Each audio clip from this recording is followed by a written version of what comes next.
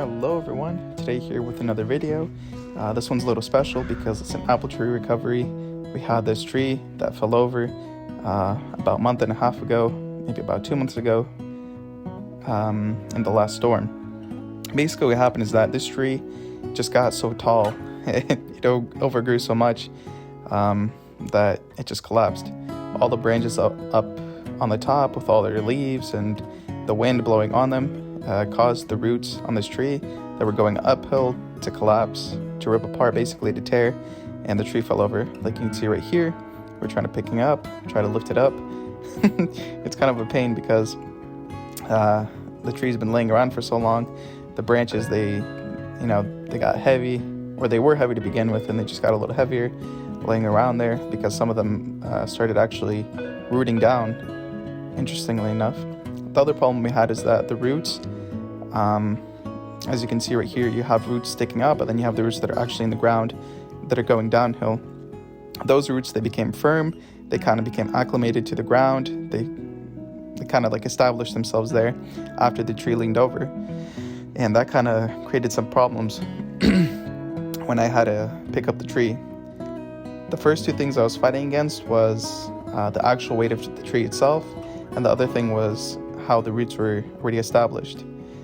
And right now we're just trying to figure out a way. We were trying to find a way how to do this properly. And this is my first time doing an apple tree. I've done a few evergreen trees, specifically younger like pine trees, younger cedar trees, and those are pretty straightforward because you have the one central branch going up and then just the branches that are sprouting out, and basically all the weight is kind of centered. Here with this apple tree, you have branches kind of sticking out this way, this way, their branches going up. It was just kind of a whole mess. So there wasn't really a point of of center of gravity. We kind of had to adjust that by cutting off the branches, kind of, trimming it up. And kind of the game plan here was we would dig up the back portion where the tree was to sit. I kind of moved a little bit. In reality, I should have done a lot more, like I'm doing right here. I thought this was good enough, but in reality, I need to dig out a lot more. And the main goal here was to create kind of a little crater. So I didn't want to make it flat. I wanted to make a little dip on that side so the tree would actually lean back towards the hill. And what this would do is that this would force those roots that are sticking out to grow into the actual hill and down. And when the tree would grow, once those roots, they kind of grew in, all the branches and stuff that are growing uphill, they would weigh it down. So basically you have a counterbalance. You'd have the established roots going downhill, holding the tree together. Then you have all those roots and the weight of the new branches growing, kind of balancing everything out. And so this tree actually has a lot of life in it. When we came over, one of the things the homeowner was concerned about was, if we do this project, if we go through with this, will the tree actually survive? And there were 3 main indicators that gave it away that this tree had a lot of life in it. The first one was the tree was budding. If you look at the branches, if you walked up to them, you'd see that there's little buds sprouting out to the point where in maybe about a month or so, those little buds will turn into flowers and eventually into fruit. So that's a huge plus. The second thing is that when you break off the little branches or twigs, the branches are green. So they have a lot of life in them. They have a lot of, juice would be the proper term. They had a lot of juice in them. So that means the tree is pushing nutrients through itself. It's still performing its functions. And the third and final indicator that I had was right here. I cut those roots. Is that those roots, they had moisture in them as well. They also had the juice. They also had basically life. The very tips were dried out. That kind of just shows you that they're dying. The tree's just kind of cutting back on its nutrients as they're sticking out. They're not really doing anything. But the roots that are actually sticking out of the ground, they actually also had life in them. And so doing this, or looking at all these indicators, the homeowner went through with the project, and that's what we're doing.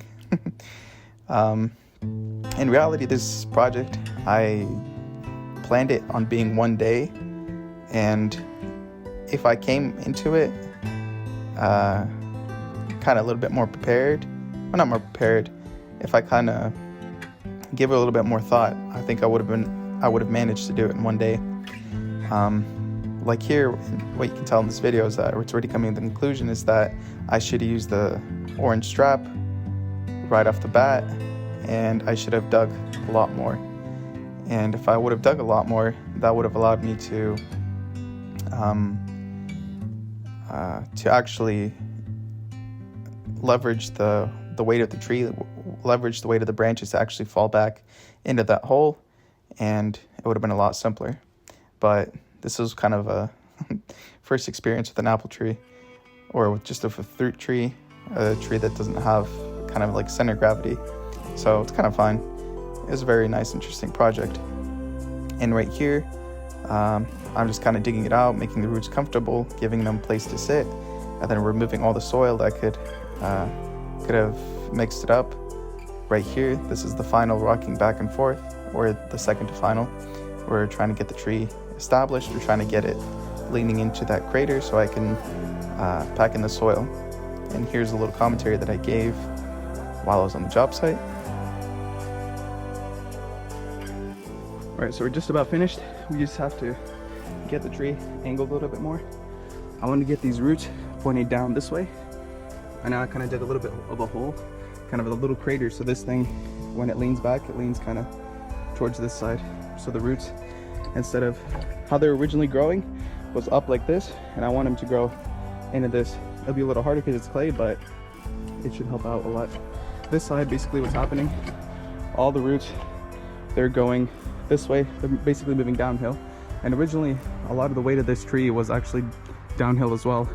So just the kind of combination of the direction of the roots and all the weight caused it to fall. But we just need to get it to lean a little bit more. And then we're gonna put the stakes in and we should be good. Right now, it seems like it's just about upright, but we'll do a little bit more.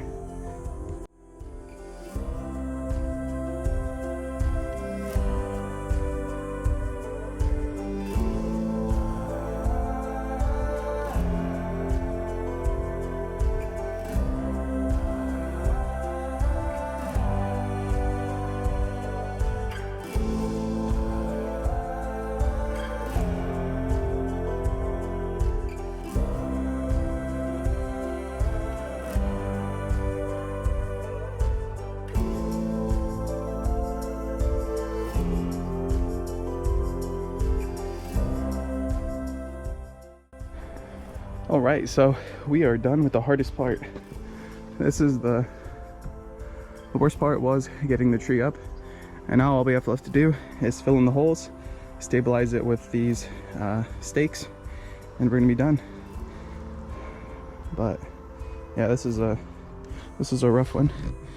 I didn't really expect it to be this hard. I thought it was gonna be a little easier, but as long as it's good, the tree should survive and it should be good.